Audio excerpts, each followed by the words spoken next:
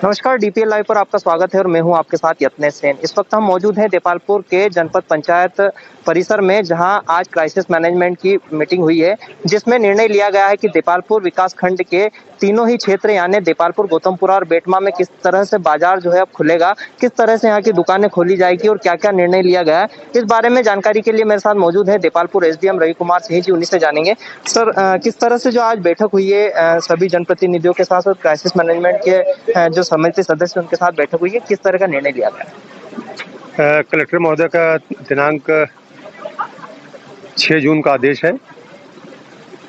उसमें कलेक्टर साहब ने हम लोगों को संबंधित एसडीएम को ग्रामीण क्षेत्रों के बारे में और नगर पंचायत जो है उनके बारे में दुकान किस प्रकार से खोली जाए, उसके संबंध में क्राइसिस मैनेजमेंट ग्रुप जो हमारा ब्लॉक स्तर का बना है उनसे चर्चा करके निर्णय लेने के लिए निर्देशित किया है। तो आज जैसा आपने देखा कि यहाँ पर क्राइसिस मैनेजमेंट ग्रुप की मीटिंग ली गई है, लगभग वही दिशा निर्देश जो कलेक्टर साहब ने तय किया उस पर सभी लोगों ने अपनी सहमति व्यक्त किया है। कुछ आंशिक सुझाव थे जिस पर ये लोग अपना संशोधन चाहते थे।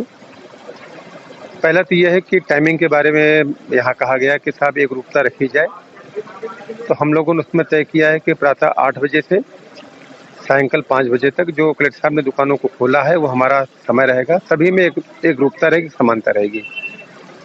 दूसरा बात यह है कि कलेक्टर साहब के आदेश में धोबी, मोची, इस प्रकार से जो छोटे दुकानदार हैं, गरीब दुकानदार हैं, इनके बारे में कहा गया था कि ये दुकान नहीं खोलेंगे, डोर टू डोर जाकर के सर्विस देंगे। क्योंकि हमारा ग्रामीण क्षेत्र है और हम जानते हैं कि यहाँ पर इंदौर में अगर कोई नाई जाकर के किसी घर में हेयर कटिंग करेगा उसको ज़्यादा पैसा मिलता है, और यहाँ पर इतनी अधिक क्षमता नहीं है लोगों की पे करने की। तो ये निर्णय लिया गया कि वो भी दुकान अपनी खोलेंगे, लेकिन उसमें एक निश्चित संख्या में, एक समय में केवल निश्चित संख्या में लोग उसके अंदर रह पाएंगे। सर, इनको क्या समय दिया गया, कुछ बता पाएंगे? ये वही समय रहेगा 8 बजे से 5 बजे तक। क्या प्रत्येक सोमवार से शुक्रवार?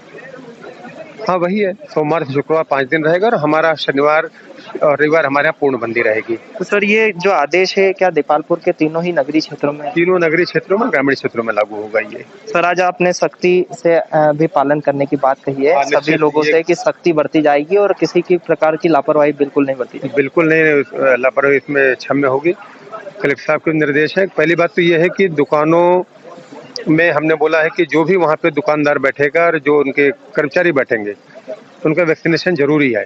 वैक्सीनेशन बिल्कुल मैंडेटरी है।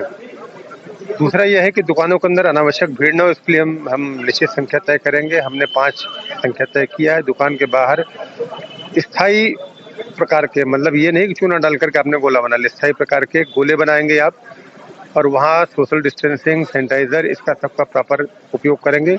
इनमें अगर कोई लापरवाही बरतेगा, जैसे वैक्सीनेशन का आपको जो सर्टिफिकेट मिलता है उसका आप डिस्प्ले करेंगे, नहीं है कम से कम मोबाइल पर आप रखिए उसको, जब हम उसकी मांग करें आपको दिखाना पड़ेगा, और नहीं दिखाएंगे इसमें हम लोग कठोर कार्रवाई करेंगे उनके खिलाफ। सर, छोटे फुटकर विक्रेताओं के लिए भी कुछ निर्णय लिया गया है कोई अभी इस तरह का डिसीजन? देखिए, कुछ बातें यहाँ पर आई थी कि छोटी छोटी दुकानें लगती हैं, तभी उनको हमने सुझाव दिया था कि वो यदि चाहे तो यहाँ पर जो खाली मैदान है माता मंदिर के पीछे वाला, वहाँ बैठा करके हम उनकी दुकानें लगा सकते हैं, क्योंकि दूरी पर बैठना बहुत जरूरी है। और ये जैसे जय स्तंभ पर बैठते हैं लोग, यहाँ पर भीड़ बहुत ज़्यादा हो जाती है। तो अभी 1 सप्ताह हम इसका इंतजार करेंगे, क्योंकि अगर पास पास बैठेंगे तो जो चीज़ हम बचाना चाहते हैं तो उसके बारे में संकट पैदा हो सकता है। अभी 1 सप्ताह बाद इसके बारे में निर्णय लिया जाएगा।